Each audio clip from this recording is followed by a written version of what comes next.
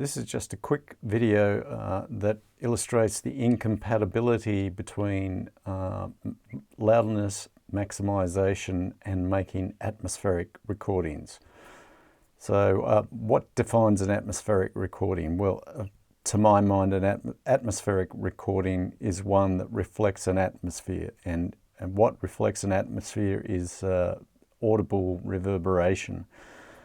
Well, you might find that there shouldn't be an incompatibility between the two of those, but I can easily demonstrate that with actual recorded music of different dynamic character in terms of dynamic range and how much volume maximization has taken place. The example I'm actually going to use in this case is a Phil Collins track from his, now I'm trying to remember which album it is. It's his second album. I've forgotten what it was called. But the track is I Cannot Believe It's True. I've done a remastering equalization of that because it was a bit bright in the original. Then for comparison with that is actually, I don't know, stylistically fair comparison, I chose to take a sample off YouTube of Phil Collins singing Take a Look Through My Eyes, the song from the film Brother Bear. The reason why I chose that track is basically I needed a track that, well, one is by Phil Collins, and two is volume maximized, and I know for a fact from hearing it in the past that is seriously compressed, and in terms of constrained dynamic range. And then what I shall attempt to do after that is simply illustrate how audible is added reverberation to those tracks with the same parameter set for the particular reverberation in use. The other thing to note, which I can show you, is that here's the two spectrums of the candidate tracks. The session track is I Cannot Believe It's True, and the reference is my snapshot of Take a Look Through My Eyes. I've set them up to be compatible volume levels. I've actually modified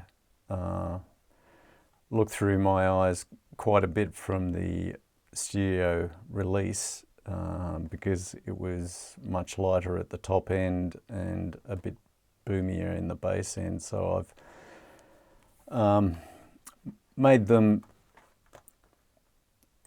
as similar as possible without overtly distorting the sound of the vocal in each, so they sound pretty much comparable to one another.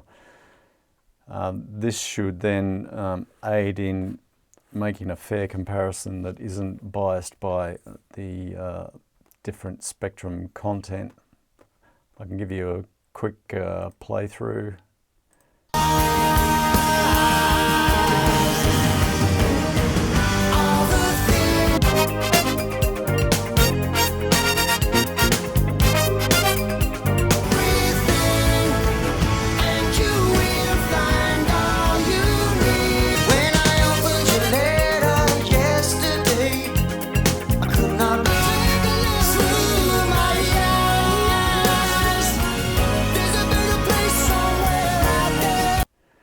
Actually told a lie in that the actual session track is Look Through My Eyes, and I Can't Believe It's True. I Can't Believe It's True is the reference track. You can definitely hear there's spectral similarity between the two, but there's a vast dynamics or transient content difference between the two. The look through my eyes is pretty much bereft of any strong transient material, whereas I cannot believe it is true, or it's true, has much more, and that's evident if you look at the histogram. So if you look at how narrow both the average and the peak power is for look through my eyes compared with how broad in comparison I cannot believe it's true is. There's a massive difference there. So basically what I've done from there is I've imported those two tracks into this Cubase session side by side. Again, you can see just from the wave presentation there. Where's the right control? Oh, it's hidden behind here. This one. If I expand that a bit, you can definitely see that this one has got much more transient material than this one. That's clearly volume maximized compared with that. And yeah, so they're both basically feeding into my master bus, which has Hubble synthetic space sitting on the output, followed by this limiter, followed by this analyzer, so you can actually see what the LUFS loudness rating is, so you can see that I'm not, well, I'm making a fair comparison again.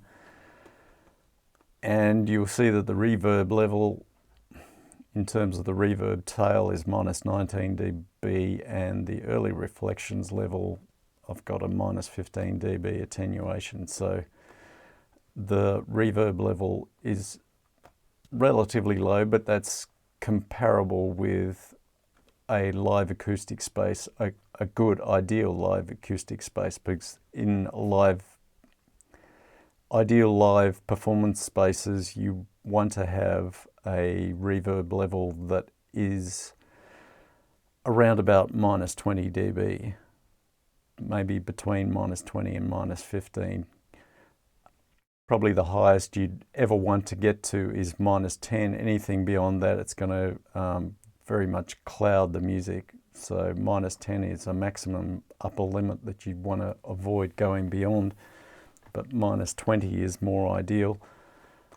So all I'll do now is I'll play back each of these tracks and toggle or bypass my reverb. And all you need to do is take note of how audible that reverb is. Like, how audible is the presence or absence of that reverberation. So starting with, take a look through my eyes. We'll start with that.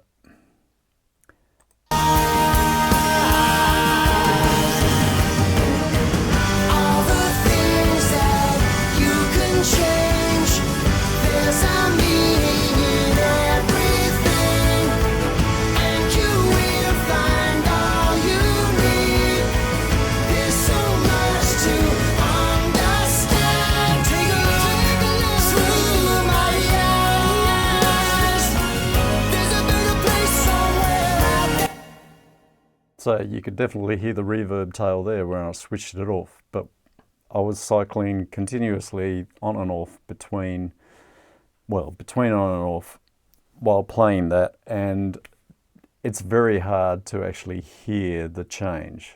You can hear a subtle change, but it's very subtle.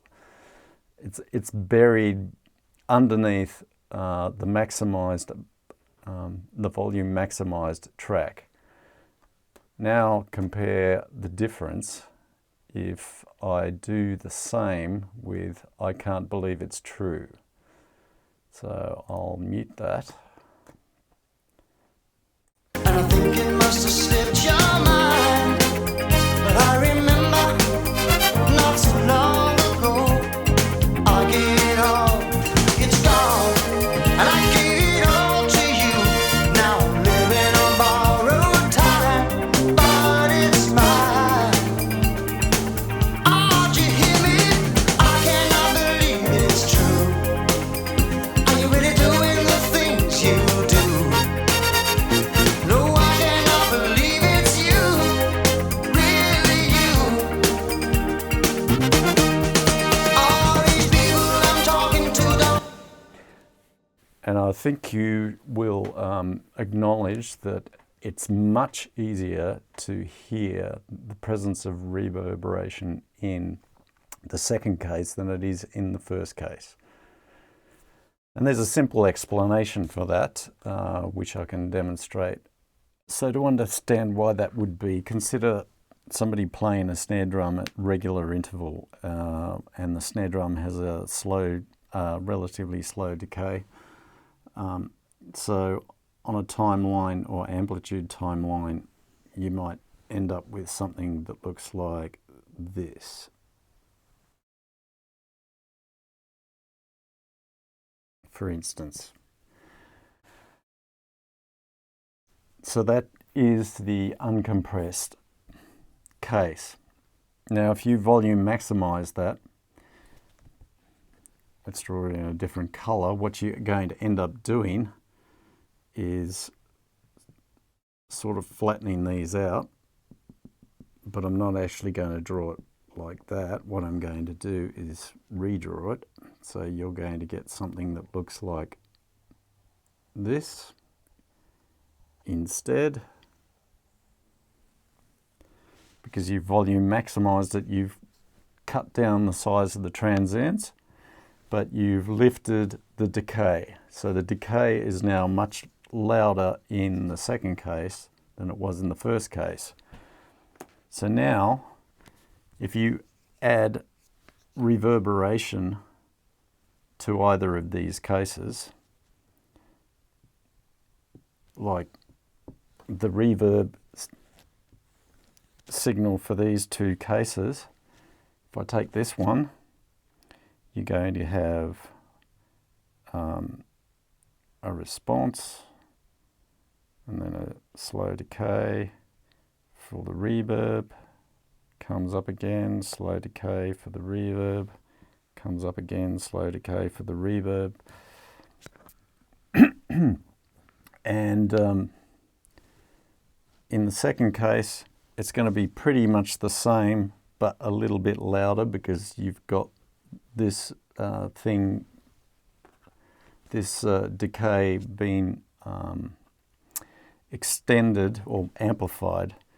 So you're probably going to end up with something that looks sort of like, I don't know, something like this maybe.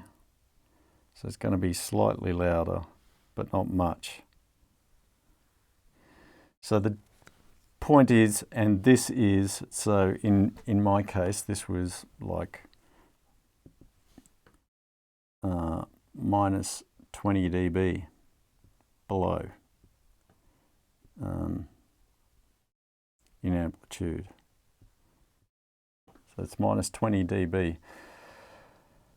And yeah, so in both cases, well, this one's going to be slightly higher. Maybe it's going to be, say, minus 15 or something like that. That'll be minus 20.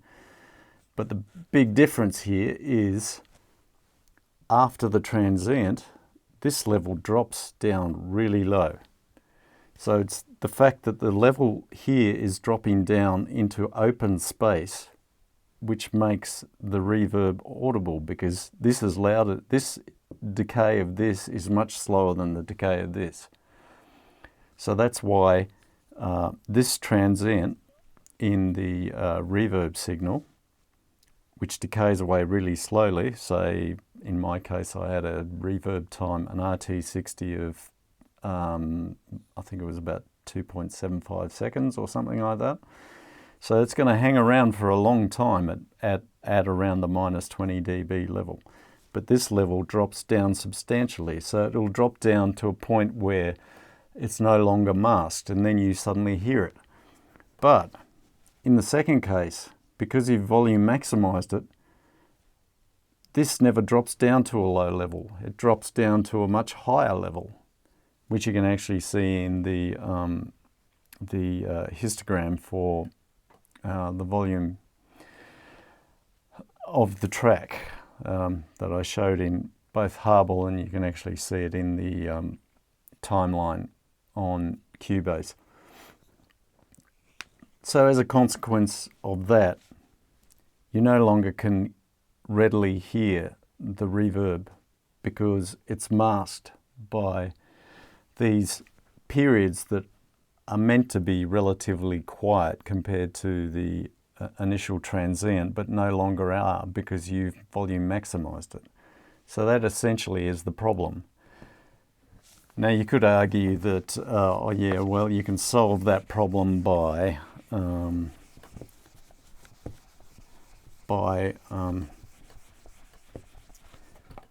like one way you could possibly deal with that is you have in your output chain, you have your whatever, you put your reverb there, bad spelling, then you put your limit in and compression there, and then you've got your output. But the problem with that is,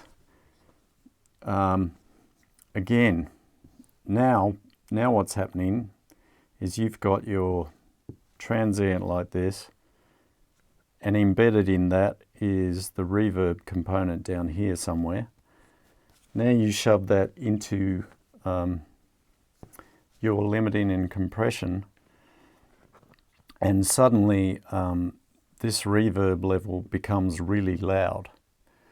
So in essence, what will happen is when you're quiet, when your track is loud, when everything's loud, the relativity between reverb and the track is going to be what it normally should be, and then when everything goes quiet, suddenly the reverb level is much louder than it should be. It gets amplified by the compression. So one, it's going to sound unnatural because the reverb level is going to be modulated by the level of the track. So when it's loud, it's going to be a low reverb level, and when it's quiet, it's going to be a really high reverb level. So because of that, it's going to sound unnatural. And two, this will actually exaggerate the reverb level. So you might have a fun time of trying to set up a reverb situation that actually sounds correct or sounds convincing. So generally, yeah, I wouldn't recommend actually putting reverb in before your final output if you're going to be doing volume maximization. If you're just going to be doing conservative limiting, then that is fine. That's a fine approach, but and indeed you have to do it anyway. So basically, if you really are keen on volume maximization, my recommendation of an approach would be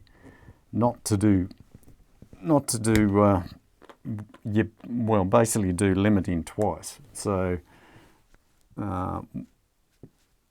what you'd do is you put your compression and limiting here for your volume maximization. Then you put your reverb. But now that you've put a reverb past it, there's a chance that the signal level here is going to be clipping, so you need to put another conservative limiter on the end. and that'll give you natural sounding reverb, but it doesn't solve the problem that by volume maximization, in the presence of volume maximization, you have to have a hell of a lot of reverb before you can actually hear it, because it'll just be masked by the content that's there. And the problem side to that is if you've got an album that's, say, got a bunch of loud tracks and then one quiet track, for instance, something like a ballad or something, which is not going to be anywhere as much volume maximized as the other tracks, that's going to stand out as an outlier in terms of the reverb, because you'll play the other tracks and the reverb level will sound fine, but then when you get to the ballad track that's really quiet and less limited, suddenly it'll sound overly wet. It'll just sound out of place. And that's pretty much how I actually stumbled across this. In any case, that it originally confused me. I thought there was something wrong with my reverb because I was just trying it out on a whole bunch of different tracks, and with the exact same reverb level, you get some tracks where you can barely even hear it, and other tracks where it stands out like a sore thumb. And it was only when I started thinking about it that I thought, oh yeah, I can see exactly why this is happening. It's got to do with how heavily compressed the source material is. So if you really want to make an atmospheric recording, something that sounds naturally atmospheric and has interesting reverb, volume maximization is completely incompatible to that end, and something that you want to avoid. That's pretty much it.